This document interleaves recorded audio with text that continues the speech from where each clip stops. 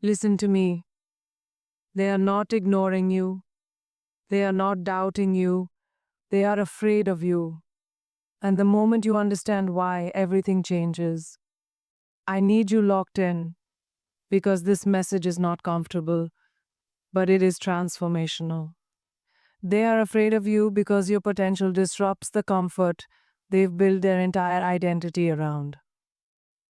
Comfort is seductive. It tells people they've done enough, that growth can wait, that tomorrow is guaranteed. And then you show up, not loud, not begging for attention, just committed, focused, unwilling to settle. Your presence alone exposes the truth they've been running from. They chose ease over excellence.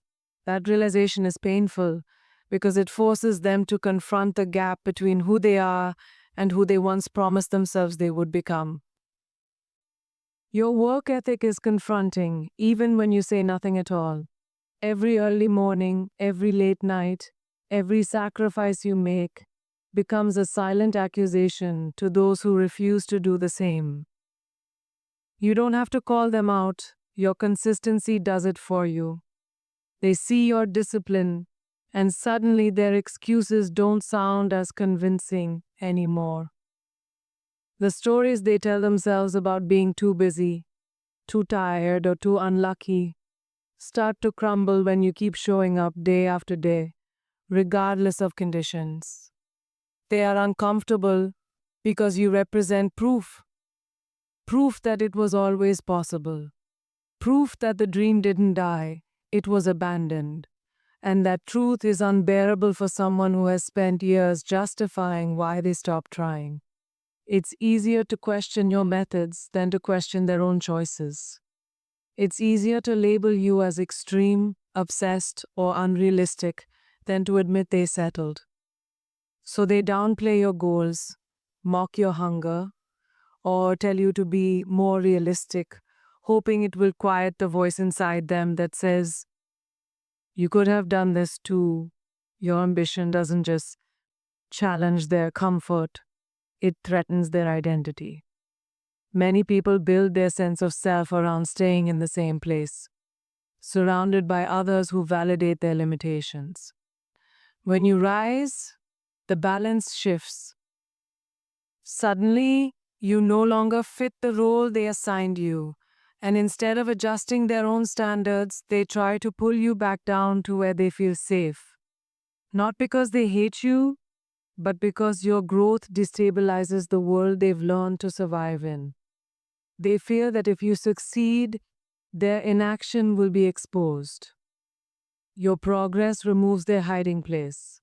No more blaming circumstances. No more waiting for the right time. No more pretending potential alone is enough. Your movement forces a reckoning. And for someone who isn't ready to take responsibility for their life, that kind of reckoning feels like a threat. So they resist you. They question you.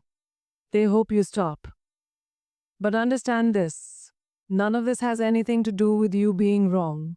It has everything to do with you being brave enough to outgrow the comfort that trapped them. Your refusal to stay small is a mirror they didn't ask for, but desperately needed. And that is why they're afraid. Your silence unsettles people because it cannot be controlled. In a world where everyone is constantly explaining themselves, defending their choices, and seeking approval, your refusal to overtalk is intimidating. You don't rush to justify your moves. You don't broadcast every plan. You don't argue with opinions that don't matter. That quiet confidence sends a message without words. You trust yourself.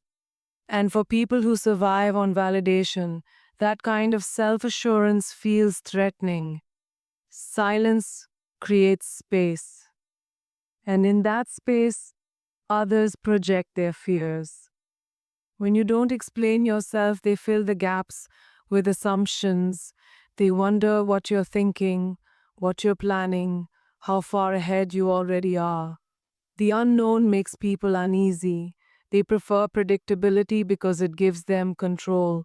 Your calm unpredictability strips that control away, leaving them exposed to their own insecurity.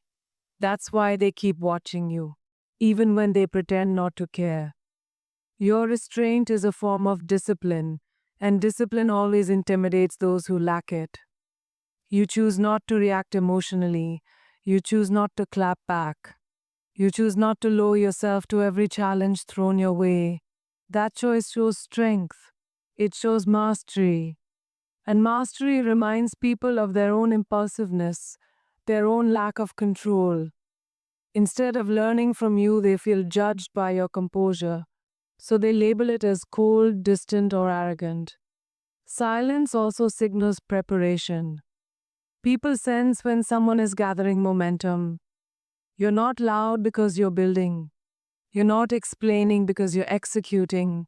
While others are talking about what they're going to do, you're quietly becoming it. That gap between talk and action makes people nervous. They know words are cheap, but results change the game. And when results arrive without warning, it shifts power in ways they can't manage. Your quiet nature forces people to confront themselves. Without your reactions to distract them, they're left alone with their thoughts. They replay their own choices. They question their courage. They wonder if they waited too long. And instead of sitting with that discomfort, they direct it toward you. They accuse you of being secretive, distant, or hard to read, when the truth is simpler.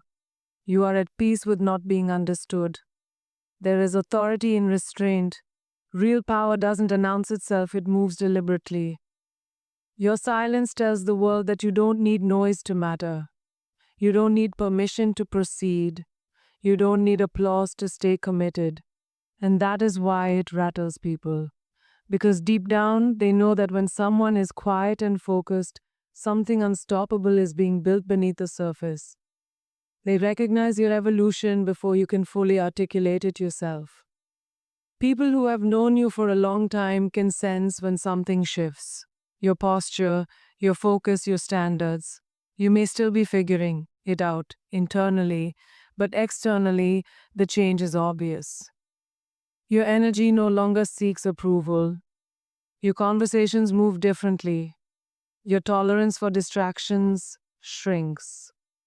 That subtle transformation alerts them that you are no longer available for the version of you they once understood. Growth disrupts familiar roles.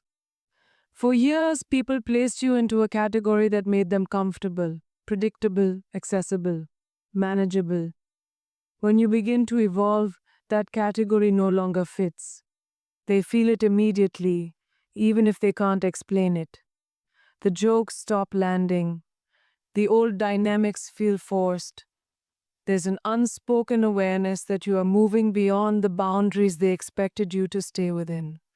That awareness creates tension because change threatens stability. They sense that your priorities have shifted. What once excited you no longer holds your attention. What once talked or aimed you no longer gets access. You become selective with your time, your energy, your environment. That selectiveness signals intention. It says you are building toward something larger.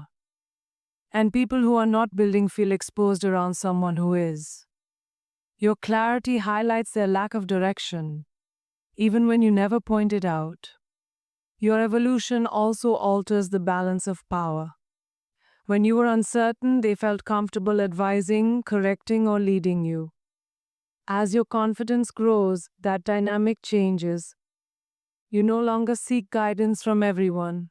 You trust your own judgment. That shift can feel threatening to those who were used to feeling needed. It challenges their relevance in your life. And relevance is closely tied to ego.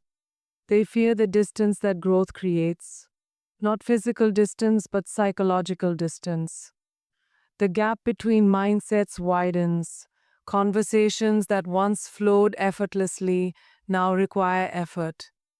Values no longer align the way they used to. And instead of growing alongside you, Some people resist the change, hoping you'll slow down so they don't have to confront their own stagnation. Your evolution reminds them that time is moving, whether they move with it or not. Every step you take forward becomes a reminder that staying the same is still a choice. They may not say it out loud, but they feel the urgency. And urgency is uncomfortable for those who have been postponing their potential. That's why your growth unsettles them, because it forces a reckoning they've been avoiding. Fear rarely announces itself honestly. It doesn't walk in and say, "I'm threatened by you." Instead, it puts on a costume. It disguises itself as sarcasm, as jokes that cut just a little too deep, as backhanded compliments that leave a sting. It shows up as people suddenly questioning your decisions, not because they're concerned, but because your courage remind them of their own hesitation. What you're seeing isn't disrespect, it's discomfort wearing armor. Sometimes fear pretends to be advice. They tell you to slow down, to be careful, to not get your hopes too high. They frame it as wisdom, but underneath it is their own unresolved regret. They're not trying to protect you from failure, they're trying to protect themselves from watching you succeed. Because if you make it, then the excuses they've been living on collapse.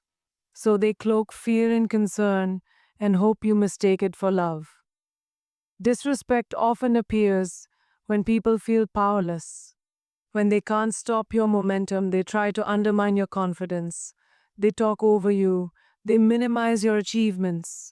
They act unimpressed by milestones you worked hard for, not because those wins are small, but because acknowledging them would force them to admit you're moving into territory they never reached. Dismissing you becomes their way of regaining control. Pay attention to timing. The disrespect increases right when you start making progress. When you were struggling, you were safe. When you were uncertain, you were relatable. But once you started believing in yourself, once your actions matched your words, the tone shifted. That's not coincidence. That's fear reacting to evidence. Evidence that you're serious. Evidence that you're not going back to who you used to be. They may test your boundaries to see if you'll shrink. Small jabs, subtle digs, passive-aggressive comments. They're watching to see if you'll laugh it off, apologize, or retreat. Because if you stand firm, it confirms what they already suspect. You've outgrown the space they're still standing in. And that realization is uncomfortable for anyone unwilling to grow. Disrespect is often the last defense of someone who feels exposed. They don't know how to rise to your level, so they try to pull you down, or theirs. But understand this clearly, when fear dresses up as disrespect, it's revealing its weakness. It means your presence has impact. It means your growth is visible. And it means you're closer to something real than they are ready to admit. They will try to convince you that shrinking is maturity, that dimming your fire is wisdom, that ambition should be softened, diluted, made more reasonable so it doesn't make other people uncomfortable. Listen closely. This is one of the most dangerous lies ever sold. Because the moment you start shrinking to fit someone else's comfort, you begin abandoning yourself. You start editing your dreams, lowering your standards, negotiating with your own potential. And every time you do that, you teach the world how to treat you. You teach them that your purpose is optional, that your calling is flexible, that your fire can be turned down on command. That is not humility, that is self-betrayal. You were never meant to be palatable to everyone. Greatness has never been convenient. History doesn't celebrate the people who played it safe, who waited for permission, who made sure everyone else felt okay before they moved forward. The path you're on was never designed to be crowded. So when people ask you to tone it down, what they're really asking is for you to abandon the very traits that make you powerful. They want the version of you that doesn't challenge them, doesn't raise the standard, doesn't force them to confront their own limits. But that version of you is not the real one. And deep down, you know it. There is a cost to shrinking that no one talks about. It doesn't just slow your progress, it erodes your self respect. You start waking up feeling disconnected, frustrated, restless, without knowing why. That's your soul pushing back. That's the part of you that knows you're meant for more, demanding to be heard. When you ignore that voice long enough, you don't become peaceful. You become resentful. You begin to resent the people you shrank for, even if they never asked you to directly. Because on some level, you know the truth, you chose comfort over calling. You don't owe anyone an explanation for your hunger. You don't need to justify why you want more, why you refuse to settle, why average feels unbearable to you. Some people are wired to survive. Others are wired to build, to lead, to stretch beyond what's familiar. That wiring isn't arrogance, it's responsibility. If you've been given vision, drive, and capacity, then shrinking isn't kindness, it's waste. And wasting what you've been given doesn't protect anyone, it just delays the impact you were meant to have. People who benefit from you staying small will always label your growth as selfish. They'll say you've changed, that you're different, that you're no longer accessible. And they'll be right. You have changed. You've changed because growth demands it. You've changed because evolution requires separation from old limits. You've changed because staying the same was costing you your future. That doesn't make you cold, it makes you conscious. And consciousness is threatening to people who are still asleep in their routines. There will be moments when shrinking feels tempting, when the pressure gets heavy, when being less would be easier, when standing out feels exhausting. In those moments, remember this: the discomfort you feel from being seen is temporary, but the regret of not becoming who you were capable of lasts forever. You were not born to negotiate with fear or to apologize for your light. You were built to expand, to stretch, to take up space in rooms that once felt too big for you. And the world doesn't need another person who learned how to disappear. It needs someone brave enough to remain fully visible. Their fear is in formation, not an obstacle, data. When people react to your movement with tension, resistance, or doubt, they're revealing something valuable. You've crossed a threshold. You are no longer harmless. You are no longer background noise. Something about your direction signals momentum, and momentum unsettles anyone standing still. Instead of absorbing their fears, criticism, learn to read it as confirmation that you're advancing into territory that demands respect. Every time they question your choices, that's fuel. Every raised eyebrow, every whisper, every subtle attempt to slow you down carries energy, and energy can be redirected. Weak focus wastes it by arguing back. Strong focus converts it into drive. You don't need their approval to proceed. You need their resistance to sharpen your clarity. Opposition forces precision. It strengthens your resolve. It strips away indecision and replaces it with commitment. Fear from others often intensifies right before breakthroughs. That's not coincidence. People sense when someone is about to step into alignment with their ability. They feel it before results are visible. That anticipation triggers discomfort because success changes dynamics. It removes excuses. It rewrites narratives. When you recognize that pattern, you stop panicking when resistance appears. You stop second-guessing yourself. You lean in harder, knowing pressure is often proof that progress is near. Using fear as fuel requires emotional discipline.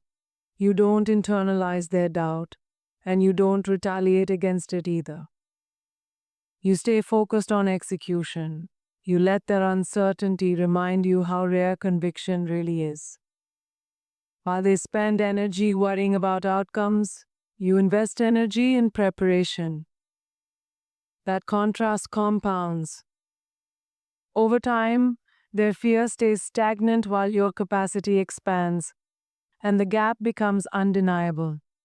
There's power in outlasting fear. Not just theirs, yours. When you move forward despite external tension, you build internal evidence. You prove to yourself that discomfort won't stop you, that proof becomes confidence, and confidence multiplies performance. Soon, what once intimidated you becomes familiar terrain. You no longer need motivation from praise because you've learned how to extract strength from resistance itself. When you stop seeing fear as a signal to retreat and start seeing it as a sign to advance, your entire posture changes. You walk differently. You decide faster. You hesitate less. The same reactions that once made you question yourself now reinforce your direction. And without saying a word, you communicate something unmistakable. Pressure doesn't break you, it activates you.